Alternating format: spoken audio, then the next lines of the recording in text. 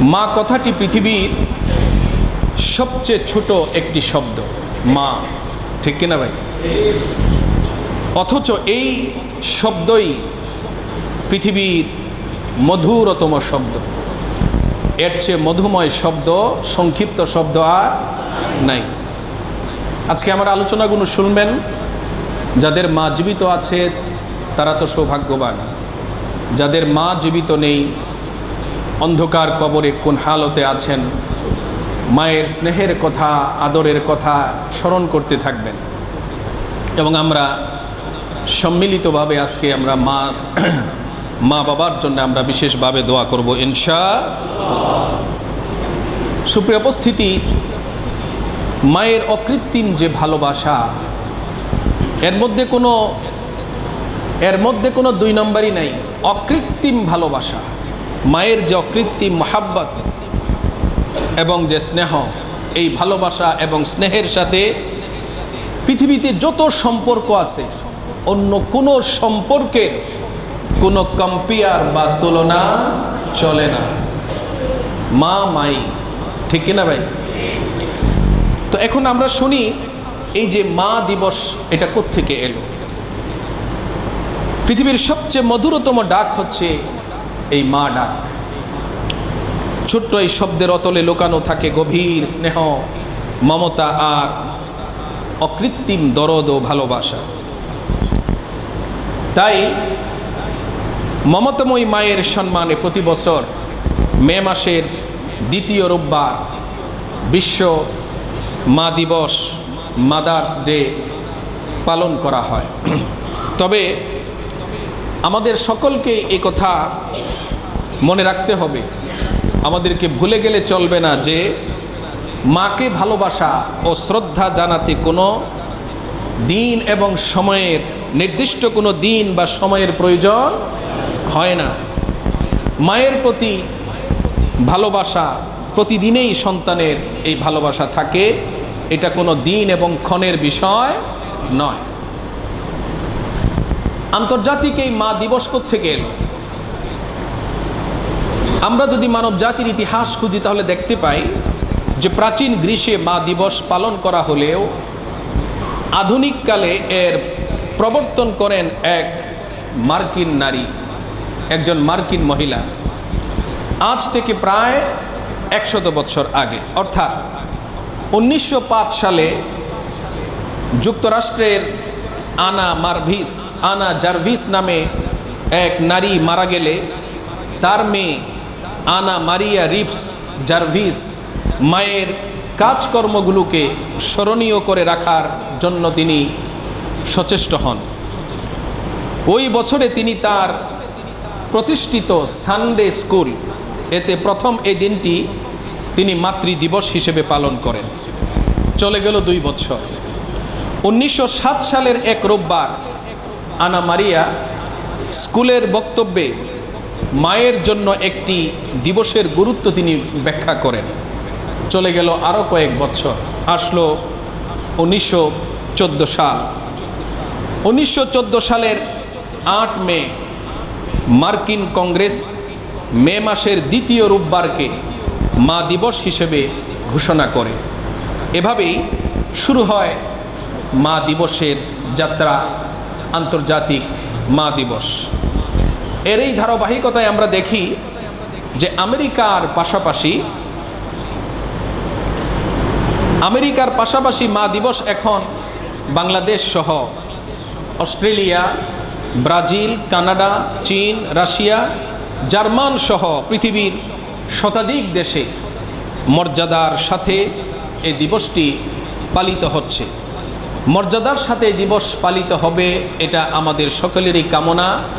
এ ব্যাপারে আমাদের কোনো দ্বিমত নেই, এটা ভালো উদ্যোগ।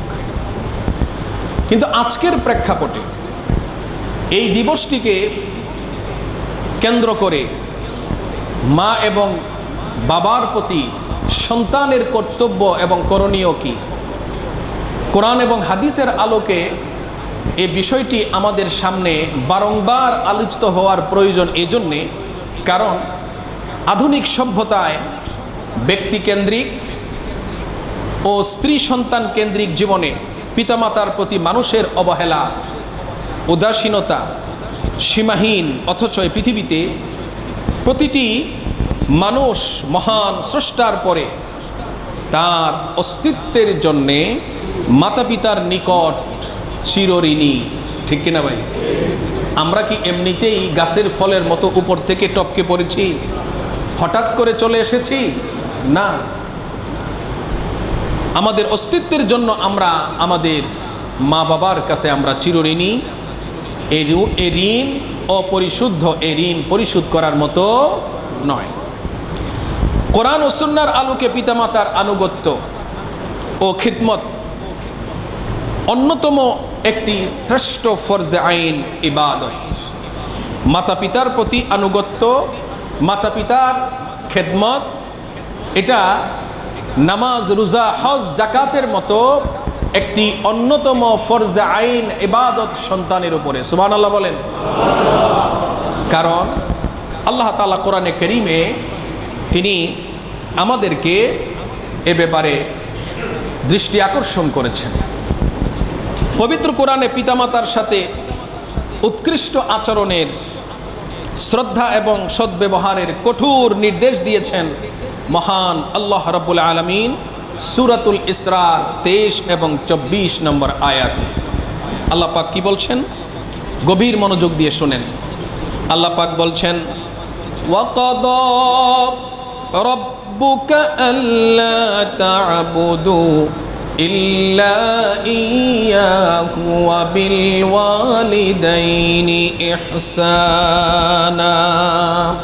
ওয়াকাদা রাব্বুক, হে নবী, আপনার রবের পক্ষ থেকে চূড়ান্ত নির্দেশ, কঠোর নির্দেশ। এ ব্যাপারে কোনো নড়চড় হবে না, কোনো পরিবর্তন হবে না। কাল কিয়ামত পর্যন্ত এই নির্দেশ অটুট থাকবে, কঠোর নির্দেশ। ওয়াকাদা রাব্বুক, কি মর্মে আল্লাহ তাআলা নির্দেশ দিয়েছেন? প্রথম হচ্ছে আল্লাহ পাক বলছেন, আল্লা তা'বুদু ইল্লা ইয়্যাহ, তোমরা আল্লাহ ছাড়া অন্য কারো সামনে মাথা নত করবে না। ইবাদত হবে কার? শুধুমাত্র কার? কেবলমাত্র কার? একমাত্র কার? আল্লাহ পাকেরই ইবাদত হবে। এখানে অন্য কারো কোনো জায়গা নাই। আমার উন্নতি, অগ্রগতি, আমার লাভ এবং ক্ষতি একজনের কুদরতের হাতে। তিনি কে? মুহাব্বত নিয়ে বলেন, তিনি কে? এটা প্রথম নির্দেশ।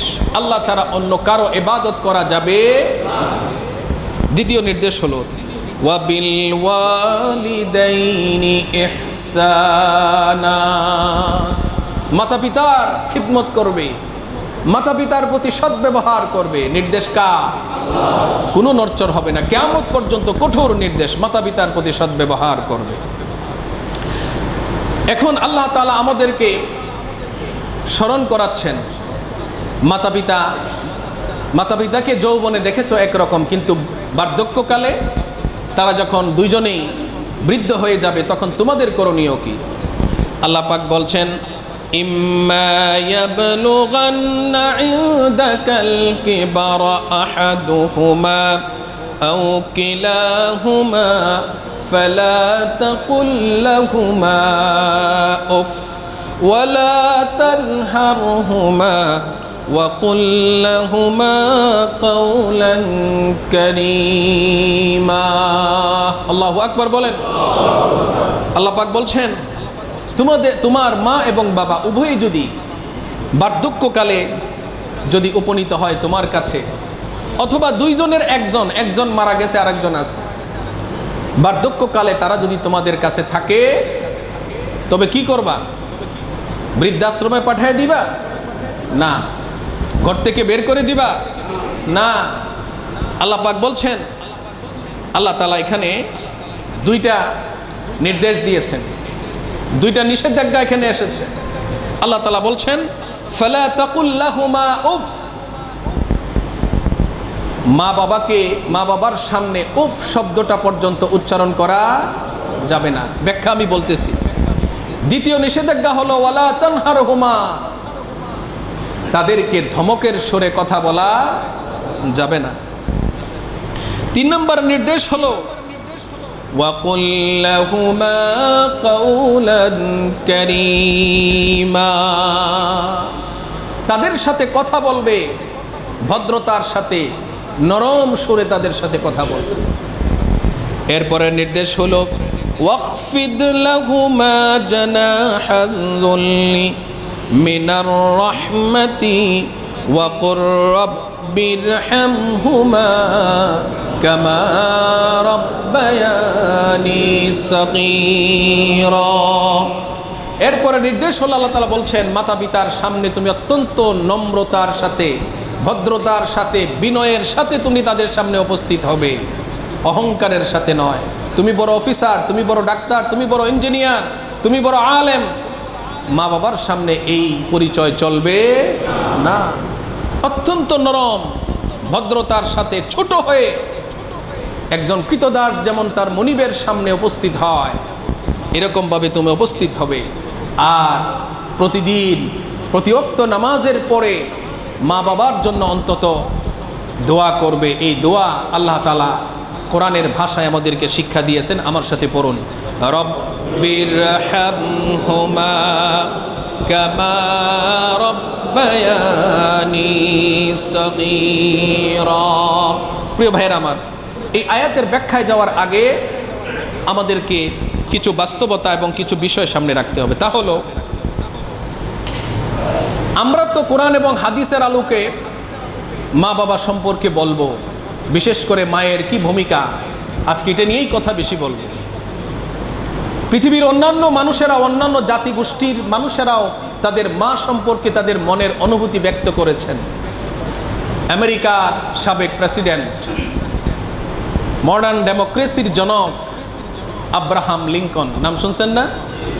আব্রাহাম লিঙ্কন কি বলেছে? আব্রাহাম লিঙ্কন বলছে যে মা হচ্ছে অনেক বড় সম্পদ।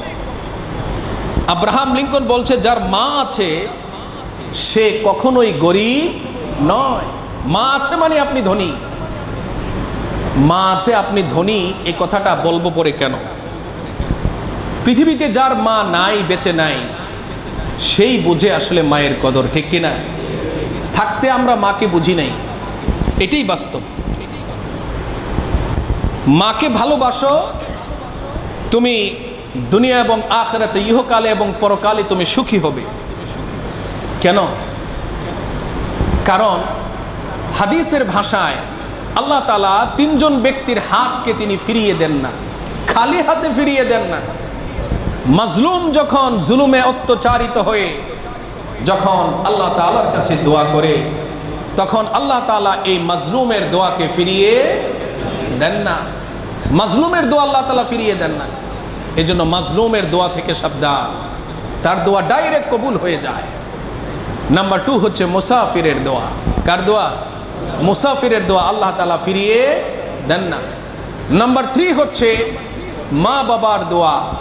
মা বাবার দোয়া এবং আল্লাহর আরশের মাঝে কোনো পর্দা নেই, কোনো বাধা নেই, ডাইরেক্ট কবুল হয়ে যায়। মা বাবা যদি সন্তানের মঙ্গলের জন্য যদি দোয়া করে, এই দোয়াও কবুল হয়ে যায়। আর মা বাবা যদি সন্তানের জন্য বদদোয়া করে, সেই দোয়াটাও কবুল হয়ে যায়। গ্যারান্টি দিয়েছেন বিশ্বনবী, মা বাবার দোয়া কি হয়ে যায়? কবুল হয়ে যায়, ডাইরেক্ট কবুল হয়ে যায়। অন্যান্য মানুষের দোয়া কবুল হতেও পারে, নাও হতে পারে, 50-50।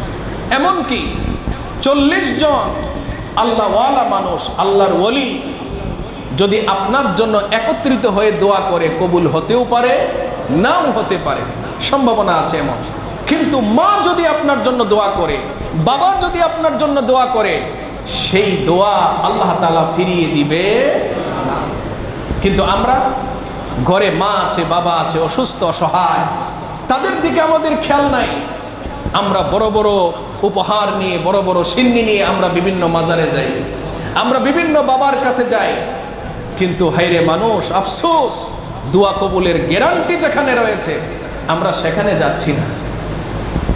আমরা এমন পীরের কথাও শুনি, আমি কোনো পীরের বিরোধিতা করছি না, কিন্তু মানুষের বিবেকের কথা বলছি আমি। পীর সাহেব একটা আপেলের মধ্যে কামড় দিয়ে ফেলে দিয়েছে, সেই আপেলটা ডাকে উঠেছে, সেই আপেলটা কোনো না কোনো ব্যক্তি 50,000 টাকা দিয়ে কিনে নিয়েছে।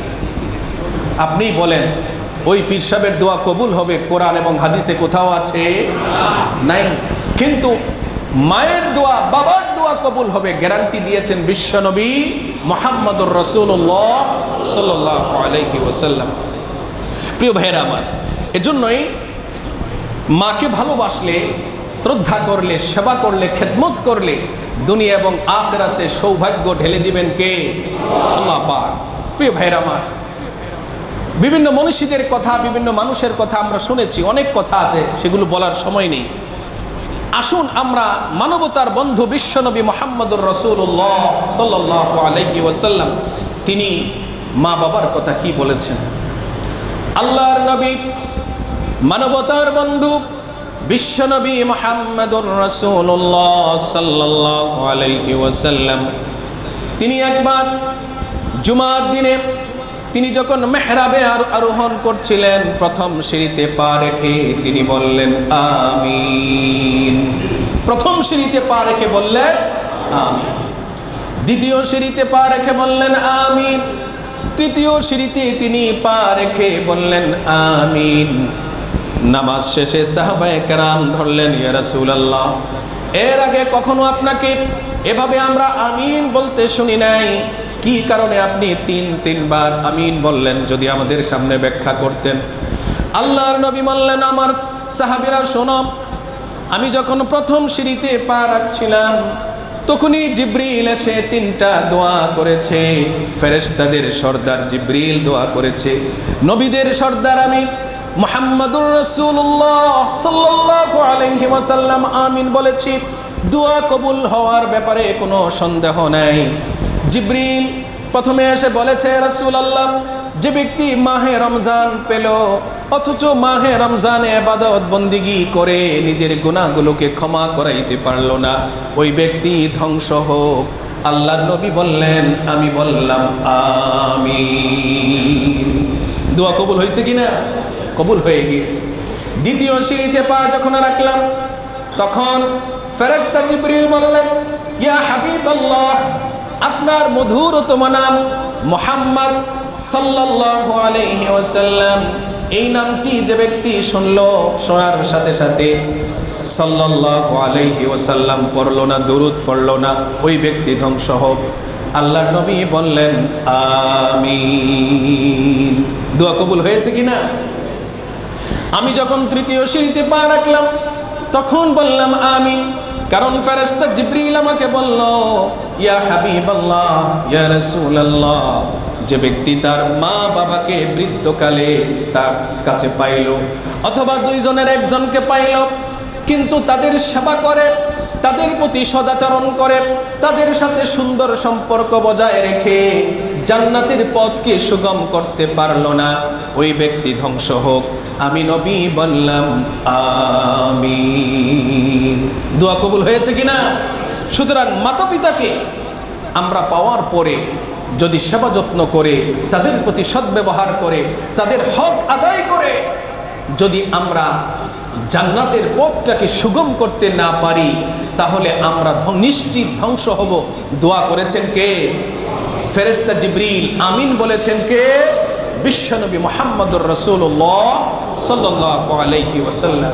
শুধু তাই নয় প্রিয় ভাইয়েরা, আল্লাহর নবী হাদিসে বলেছেন, হুমা জান্নাতাক ওয়া হুমা নার, মা এবং বাবা তোমার জান্নাতে যাওয়ার মাধ্যম, মা এবং বাবা তোমার জাহান্নামে যাওয়ার মাধ্যম। অর্থাৎ মাতা পিতার হক যদি তুমি আদায় করে চলো, আল্লাহ পাক তোমাকে জান্নাতুল ফেরদাউসের মেহমান বানাবেন। আর তুমি যদি মাতা পিতার হক যদি আদায় না করো, জাহান্নাম ছাড়া অন্য কোথাও তোমার ঠিকানা হবে না। হুমা জান্নাতুক ওয়া হুমা নার। আমরা প্রায় একটা কথা সকলেরই মুখস্থ, মায়ের পায়ের নিচে জান্নাত, সন্তানের জান্নাত। এটা কিন্তু রাসূলের হাদিস নয়, অন্য একটা হাদিসে আছে এরকম একটা কথা, অর্থটা সঠিক, কিন্তু এই কথাটা আল জান্নাতু তাহতা আকদামিল উম্মাহাত, এই কথাটা রাসূলের কথা নয়। কিন্তু অন্য একটা হাদিসে আছে, এক সাহাবী জিহাদে যাওয়ার জন্য আল্লাহর নবীর কাছে এসে অনুমতি চাইলেন। আল্লাহর নবী জিজ্ঞেস করলেন, ঘরে কে আছে? সাহাবী বললেন, আমার মা আছে। জিজ্ঞেস করলেন, তোমার মায়ের সেবা করার জন্য কে কে আছে? বললেন, আমার মায়ের সেবা করার জন্য আমি ছাড়া আর কেউ নাই, আমি ছাড়া আর কেউ নাই। আল্লাহর নবী তাকে বললেন, আলজিমহা, মায়ের পা ধরে গিয়ে বসে থাকো, মায়ের সেবা করো, যত্ন করো, মায়ের সাথে সদ্ব্যবহার করো। ফাইন্নাল জান্নাতা ইনদা রিজলিহা, কারণ এই মায়ের পায়ের কাছেই তোমার জন্য আল্লাহ পাক জান্নাত লিখে রেখেছেন। সুবহানাল্লাহ। প্রিয় ভাইরা, এজন্য মায়ের সম্মান এবং মর্যাদা ইসলাম যেভাবে উপস্থাপন করেছে, পৃথিবীর অন্য কোনো ধর্ম, অন্য কোনো মত, অন্য কোনো জাতিগোষ্ঠী মায়ের প্রতি সম্মান, মায়ের প্রতি মর্যাদা এবং মায়ের খেদমত এবং মায়ের সেবা শুশ্রূষা সেইভাবে উপস্থাপন করতে পারে নাই। এজন্য ওই দিবসগুলোতে, আন্তর্জাতিক মা দিবসে কোরআন এবং হাদিসের আলোকে মুসলমানদেরকে মা সম্পর্কে, বাবা সম্পর্কে নতুন করে জানানোর প্রয়োজন দেখা যায়। প্রিয় ভাইয়ের আমার, আরবের এক কবি, প্রসিদ্ধ একজন কবির নাম হচ্ছে হাফেজ ইব্রাহিম। তিনি মায়ের, সন্তানের লালন পালনে মায়ের কি ভূমিকা, এই ভূমিকা সম্পর্কে তিনি এক কবিতায় বলছেন, আল উম্মু মাদ্রাসাতুন ইযা আ'দাত্তাহা আ'দাত্তা শা'বান তাইয়িবাল আ'রাক। কবি বলছেন, প্রত্যেকটা মা সন্তানের জন্য আদর্শ বিদ্যা নিকেতন। সুবহানাল্লাহ বলবো না? একটু খবর নিয়ে দেখবেন, যে সন্তানটার আচার ব্যবহার ভালো, আপনি নিশ্চিত হবেন তার মা ভালো, তার মা কি ভালো। কারণ মায়ের আচার আচরণ সর্বপ্রথম সন্তান শিখে, মাকে ফলো করে, বাবাকে ফলো করে। সুতরাং মা হচ্ছে প্রত্যেকটা সন্তানের জন্য আদর্শ বিদ্যাপীঠ, আদর্শ বিদ্যানিকেতন। সুতরাং আমরা যদি ওই মাদেরকে, মায়ের জাতিকে যদি আমরা ভালোভাবে গড়ে তুলতে পারি, কোরআন সুন্নাহর আলোকে তাদেরকে যদি চরিত্রবান বানাতে পারি, সেই রকম আদর্শ মা যদি জাতিকে উপহার দিতে পারি, তাহলে আমরা এমন এক জাতি পাব যাদের চরিত্র হবে ফুলের মতো পবিত্র। ঠিক কিনা ভাই?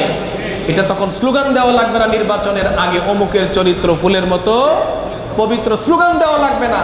ওই জাতির মানুষগুলো ভালো হবে ইনশাআল্লাহ। এবার আসুন, যে আয়াত আপনাদের সামনে তেলাওয়াত করেছিলাম, সূরা ইসরা 23 এবং 24 নম্বর আয়াত, সেই আয়াতের ব্যাখ্যায় মুসলিম মনীষীরা কি বলেছেন?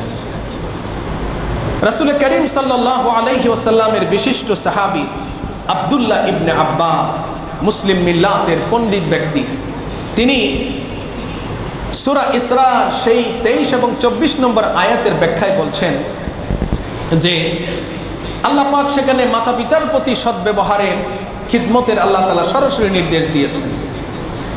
আব্দুল্লাহ ইবনে আব্বাস এই আয়াতের ব্যাখ্যায় বলছেন যে মাতা পিতা বৃদ্ধ হলে, শারীরিক অক্ষমতার কারণে অথবা অসুস্থতার কারণে তারা যদি বিছানায় প্রস্রাব পায়খানা করে, মলমূত্র যদি ত্যাগ করে, তাহলে যদি সেটা পরিষ্কার করার প্রয়োজন হয় তোমার, তাহলে তুমি অম্লান বদনে, বিনা বাক্যবে, কোনো নাক ছিটকানো ছাড়া তুমি অম্লান বদনে তার নিজ হাতে তুমি পরিষ্কার করবে। এটা তোমাকে করতে হবে। এটা বলেছেন রাসূলকে, যিনি সরাসরি চোখে দেখেছেন। এই কোরআনের আয়াত যাদের সামনে নাজিল হয়েছে, আব্দুল্লাহ ইবনে আব্বাস, সেই সাহাবী এই ব্যাখ্যা, তিনি এর ব্যাখ্যায় কথাটা বলেছেন। তা করতে গিয়ে তোমাকে বিরক্ত হলে চলবে না, ঘৃণা করলে চলবে না, নাক ছিটকানো যাবে না, মুখ মলিন করা যাবে, বলেন যাবে? যাবে না। মা বাবাকে কঠিন কিছু বলবে না, তাদের মনে কষ্ট আসে এমন কঠিন কিছু বলা যাবে না। কারণ তারা শৈশবে তোমার প্রস্রাব পায়খানা অম্লান বদনে পরিষ্কার করেছিলেন। তোমার সুখের জন্য তোমার মা বাবা অবর্ণনীয় কষ্ট তারা ভোগ করেছিলেন। কথা ঠিক কিনা? মনে পড়ে ভাইয়ের আমার, কতবার দিনে আমরা প্রস্রাব পায়খানা করেছি। এগুলো নিজ হাতে পরিষ্কার করেছেন কে? জোরে বলেন। মা পরিষ্কার করেছে। প্রিয় ভাইয়ের আমার, এরপরে বিখ্যাত তাফসীর গ্রন্থ তাফসীরে কুরতুবী আল জামি' লি আহকামিল কোরআন, এই তাফসীর গ্রন্থে ইমাম কুরতুবী রাহমাতুল্লাহি আলাইহি তিনি কি বলেন? তিনি বলেন যে আল্লাহ তাআলার ইবাদতের পর পিতামাতার আনুগত্য করা, তাদের প্রতি আদব এবং সম্মান প্রদর্শন করা এবং তাদের খিদমত আঞ্জাম দেওয়া সর্বাধিক গুরুত্বপূর্ণ।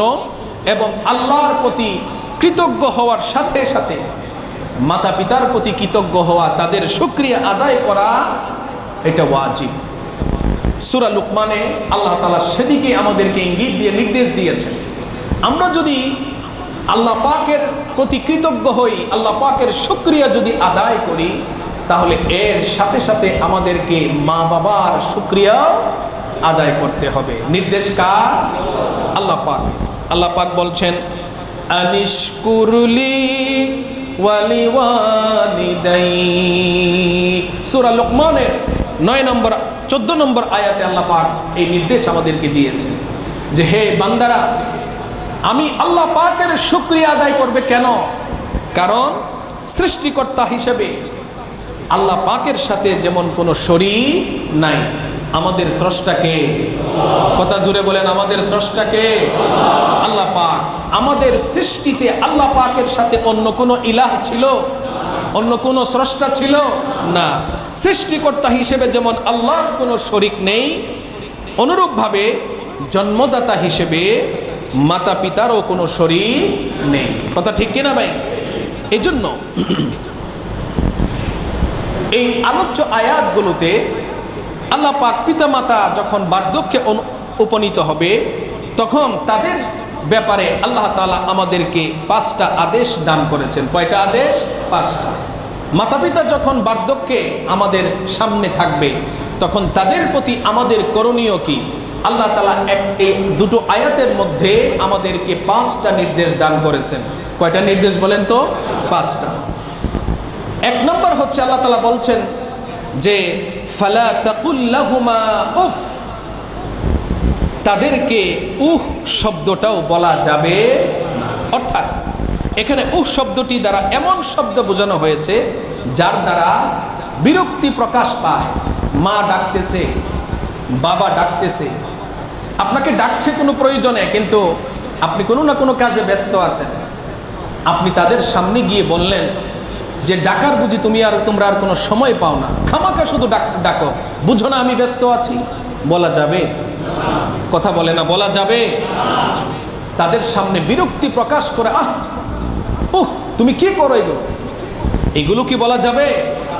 অর্থাৎ বিরক্তি প্রকাশ পায়, মা বাবার মনে সামান্যতম ব্যথা আসে, কষ্ট আসে, এমন কোনো শব্দ উচ্চারণ করা যাবে না।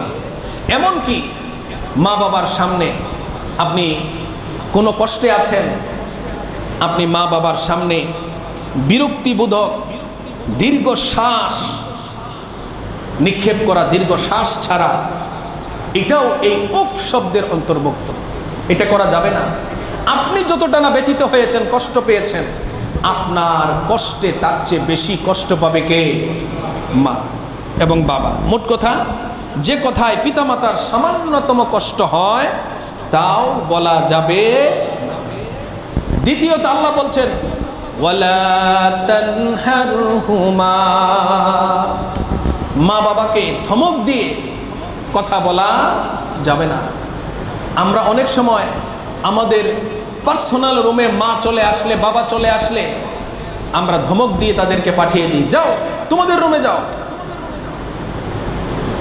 সময় বুঝো না, চলে আসো। হয় কি না এরকম? এরকম বলা যাবে? বলা যাবে না। এই দুটা আদেশ হচ্ছে নেতিবাচক। এরপরের 3টা আদেশ হচ্ছে ইতিবাচক ভঙ্গিতে আল্লাহ পাক আমাদেরকে এই 3টা আদেশ দিয়েছেন। অর্থাৎ তাদের সাথে কথা বলার আদব আল্লাহ তাআলা আমাদেরকে শিক্ষা দিয়েছেন। এবং মাতা পিতার জন্য আমরা কিভাবে দোয়া করব, কোন তরিকায় দোয়া করব, কোন শব্দগুলো প্রয়োগ করে, কোন ওয়ার্ডগুলো ইউজ করে আমরা মা বাবার জন্য দোয়া করব, এই শব্দগুলো চয়ন করেছেন কে? আল্লাহ পাক।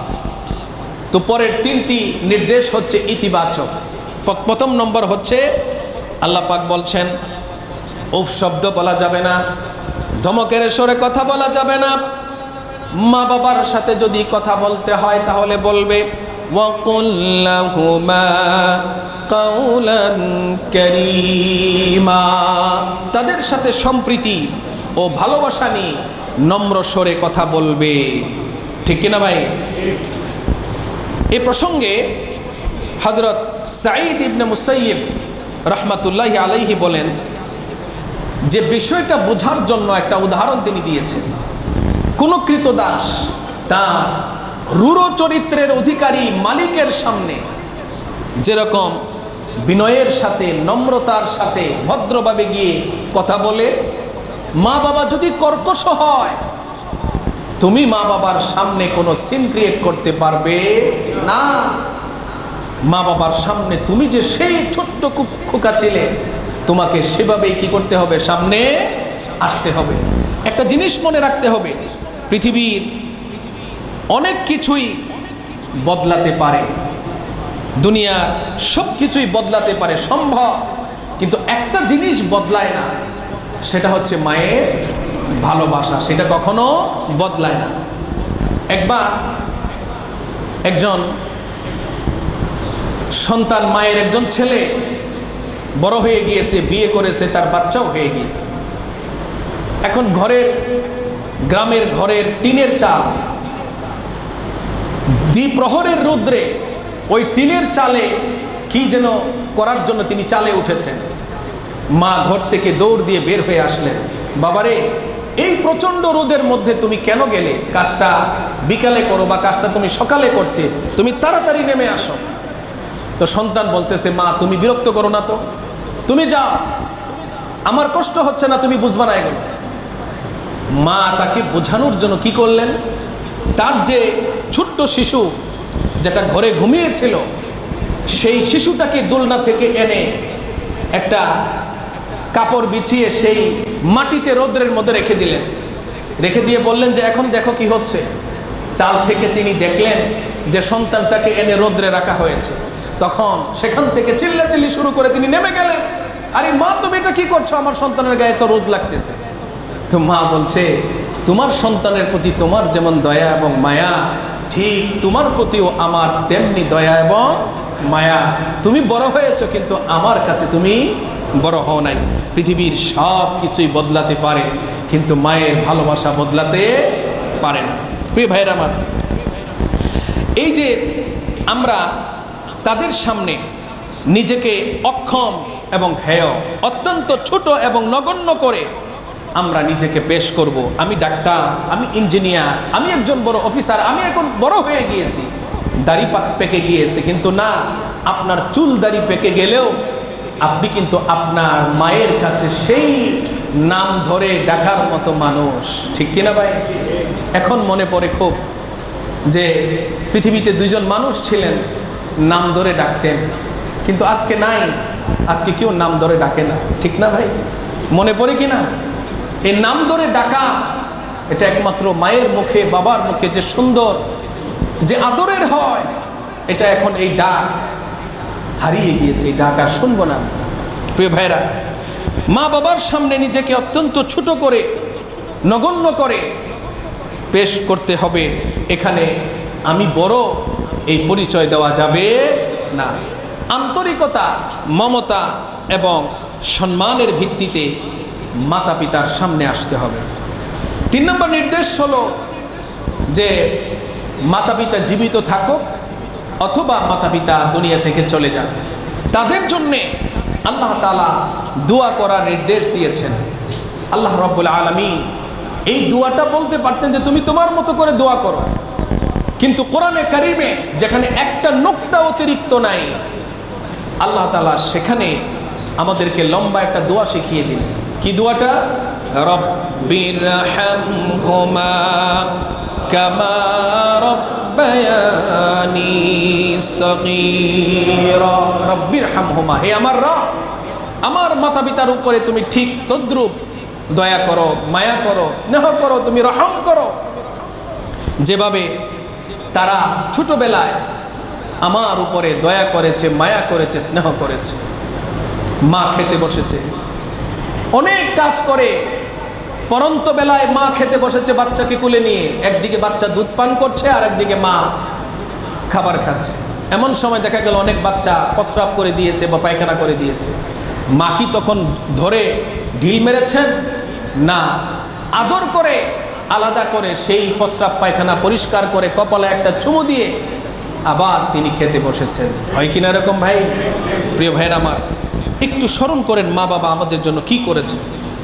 যেহেতু মাতা পিতার জন্যে আমাদের করণীয় রয়েছে, এজন্যই এই আয়াতের ব্যাখ্যা এবং আলোচনায় একথা প্রতীয়মান হয় যে আল্লাহ তাআলার ইবাদত করা যেমন ফরজ, তদ্রূপ মা বাবার সাথে সদ্ব্যবহার করাও ফরজ। কারণ তাদের সাথে সৎ এবং সদয় আচরণের নির্দেশ এসেছে কোরআনে কারীমে বারবার। আল্লাহ পাক সূরা নিসার ৩৬ নম্বর আয়াতে বলেছেন, ওয়া'বুদুল্লাহ ওয়া লা তুশরিকু বিহি শাইআ ওয়া বিল ওয়ালিদাইনি ইহসানা। আল্লাহ পাকের ইবাদত করো, তার সাথে কোনো কিছুকে শরীক করো না, আর মাতা পিতার প্রতি সদ্ব্যবহার করো, তাদের সেবা করো, তাদের খেদমত করো। এরপরে আমাদেরকে জানতে হবে যে তিনটা আমল ছাড়া কবুল হয় না। কয়টা আমল? তিনটা আমল ছাড়া কবুল হয় না। তিনটা জিনিস, এর সাথে তিনটা জিনিসকে সম্পৃক্ত না করলে কবুল হয় না। নাম্বার 1, নামাজ। যাকাত আদায় করা ছাড়া নামাজ কবুল হবে না। যাকাতের আলোচনা মাহে রমজানে বলেছিলাম যে আল্লাহ তাআলা কোরআনে কারীমের ৮২টি জায়গায় নামাজ এবং যাকাতের কথা আল্লাহ তাআলা উল্লেখ করেছেন। তন্মধ্যে আল্লাহ তাআলা ৩২ জায়গায় নামাজকে যাকাতের সাথে আল্লাহ তাআলা উল্লেখ করেছেন। আকিমুস সালাহ ওয়া আতুজ যাকাত, নামাজ কায়েম করো, যাকাত আদায় করো। সুতরাং আমরা যদি নামাজকে কবুল করাতে চাই তাহলে যাকাত কিন্তু দিতে হবে। আমরা অনেকে নামাজ পড়ি, ৫ ওয়াক্ত নামাজ খুব আগ্রহ নিয়ে আমরা পড়ি, কিন্তু আমরা যাকাত দিতে চাই না, বা যাকাত দিলেও আমরা আমার মালের হিসাব করে আমরা যাকাত দিতে চাই না। একটা অনুমান করে আন্দাজের উপরে আমরা যাকাত দিয়ে দিই। হয়তো যাকাত এসেছে ৫ লক্ষ টাকা, কিন্তু আমি ১ লাখ টাকার মধ্যে দান দক্ষিণা করে আমি কাজ সারিয়ে দিই। এরকম আছেন আমাদের মধ্যে ভাই? আছে। এজন্য মনে রাখতে হবে তিনটা জিনিস ছাড়া কবুল হয় না। নাম্বার 1, নামাজ কবুল হয় না কি ছাড়া? যাকাত প্রদান করা ছাড়া। নাম্বার 2, রাসূলের আনুগত্য ব্যতীত, রাসূলের আনুগত্য ছাড়া আল্লাহ পাকের আনুগত্য কবুল হয় না। দলিল সূরা মায়েদার ৯২ নম্বর আয়াত। আল্লাহ পাক বলছেন, ওয়া আতিউল্লাহা ওয়া আতিউর রাসূল। আল্লাহ পাকের আনুগত্য করো। আল্লাহ পাকের আনুগত্য তুমি কিভাবে করবে? রাসূলের আনুগত্যের মাধ্যমে। সুতরাং রাসূলের আনুগত্য ছাড়া আল্লাহর আনুগত্য হয় না। এক শ্রেণীর মানুষ আছে বলে যে আমার সামনে কোরআন আছে, হাদিসের দরকার কি? বলেন নাউজুবিল্লাহ। এটা নতুন একটা বড় ফিতনা। ফেসবুকে কিছু মানুষকে বিভ্রান্ত করার জন্য নানাভাবে এনিয়ে বেনিয়ে বলছে। ভাইয়েরা আমার, আমি একটা জিনিস তাদেরকে জিজ্ঞেস করতে চাই। আল্লাহ পাক কোরআনে বলছেন আকিমুস সালাহ, নামাজ কায়েম করো। আচ্ছা, জোহরের নামাজ যে 4 রাকাত, ফজরের ফরজ নামাজ যে 2 রাকাত, আসরের ফরজ নামাজ যে 4 রাকাত, মাগরিবের ফরজ নামাজ যে 3 রাকাত, এশার ফরজ নামাজ যে 4 রাকাত, কোরআনের কোথায় আছে? আছে। তাহলে আপনি যে বললেন যে কোরআন আমাদের সামনে আছে, আপনি কোরআনটা তো একটি থিওরিক্যাল কোরআন। এই কোরআনটাকে বুঝতে হলে, এই কোরআনটাকে যদি আপনি বাস্তবে দেখতে চান, তাহলে রাসূলের গোটা 33 বছরের জীবনটাকে আপনার সামনে রাখতে হবে। কথা ঠিক কিনা? তাহলে আপনি এই কোরআনকে আপনি বুঝতে পারবেন, অন্যথায় আপনি বুঝতে পারবেন না। প্রিয় ভাইয়েরা আমার, তিন নম্বর যে জিনিস, নাম্বার 3 হচ্ছে পিতা মাতার কৃতজ্ঞতা ছাড়া আল্লাহ রাব্বুল আলামিনের কৃতজ্ঞতা, তার শুকরিয়া আল্লাহ তাআলা কবুল করবে না। আল্লাহ রাব্বুল আলামিন সূরা লুকমানে বলেন, আনিশকুরলি ওয়া লিওয়ালিদাইক, তোমরা আমার শুকরিয়া আদায় করো এবং সাথে সাথে শুকরিয়া আদায় করো কার? মা বাবার। প্রিয় ভাইরা আমার, অধিকাংশ তাবেঈনদের ভাষ্য হচ্ছে, যে ব্যক্তি আপন মা বাবার জন্য দৈনিক 5 বার দোয়া করলো, সে তার মা বাবার কিছুটা সামান্য, যত সামান্য ঋণ সে আদায় করলো। এজন্য প্রত্যেক নামাজের পরে মা বাবার জন্য দোয়া করতে আমরা কখনো ভুলবো না। আল্লাহ তাআলার প্রতি কৃতজ্ঞতা হচ্ছে দৈনিক 5 ওয়াক্ত নামাজ আদায় করা, আর মাতা পিতার প্রতি, মা বাবার প্রতি কৃতজ্ঞতার অংশ হচ্ছে যে প্রতিদিন তাদের জন্য অন্তত 5 বার কি করা? দোয়া করা। উর্দুতে একটি কিতাব আছে, ওয়ালিদাইন কি নাফরমানি আর আযাবে ইলাহি, এই কিতাবের মধ্যে এই তথ্যটা উল্লেখিত হয়েছে। যেহেতু সময় আর নাই, এজন্য আমি আর সামনে অগ্রসর হচ্ছি না। গুরুত্বপূর্ণ আরেকটা কথা না বললেই নয়, সেটা হচ্ছে মা বাবা যদি অমুসলিম হয়, এমন অনেকেই আছে সন্তান মুসলমান হয়ে গেছে, মা বাবা এখনো হিন্দু, মা বাবা এখনো বৌদ্ধ, মা বাবা এখনো খ্রিস্টান, মা বাবা এখনো ইহুদি, তাহলে সেই মা বাবার প্রতি মুসলমান সন্তানের কর্তব্য কি? মুসলমান সন্তানের কর্তব্যের ব্যাপারে আল্লাহ তাআলা সূরা লুকমানে বলে দিয়েছেন, মাতা পিতার খেদমত তোমাকে করতে হবে, তাদের দেখাশোনা করতে হবে, তারা অমুসলিম হলেও কোনো পার্থক্য নাই। তবে অনেক সময় অমুসলিম মা বাবা সন্তানকে ব্ল্যাকমেইল করতে চায়। মা বাবা বলে, যদি আমাদের সন্তুষ্টি চাও, যদি আমাদেরকে পেতে চাও, তাহলে তোমাকে আবার আগের ধর্মে ফিরে আসতে হবে। আল্লাহ তাআলা বলছেন, ওয়া ইন জাহাদাকা আলা আন তুশরিক বিল্লাহ মা লাইসা লাকা বিহি ইলম ফালা তুতি'হুমা। এই ক্ষেত্রে মা বাবা যদি আপনাকে ইসলাম ত্যাগ করতে বলে, ইসলামের অনুশাসনের বিরোধিতা করতে বলে, তাহলে এই ক্ষেত্রে কাফের অমুসলিম মা বাবার আনুগত্য করা যাবে না। কিন্তু বাকি অসুস্থ হলে সেবা করা, তাদের খোঁজখবর নেওয়া, তাদের সাথে সদ্ব্যবহার করা, তাদের প্রতি সম্মান প্রদর্শন করতে কোনো বাধা নাই। প্রিয় ভাইয়েরা আমার, মাতা পিতা জীবিত থাকা অবস্থায় আমাদের বিশেষ কিছু করণীয় আছে, সেই কথাগুলো আজকে বলতে পারলাম না। সামনে যদি ইনশাআল্লাহ কোনো সময় প্রসঙ্গ আসে, সেই কথাগুলো বলবো। আমরা এতটুকু মনে রাখবো যে মা বাবা আমাদের জন্য অনেক বড় নিয়ামত, বিশেষ করে মা, কারণ মায়ের কথা বিশেষভাবে কোরআনে আসছে।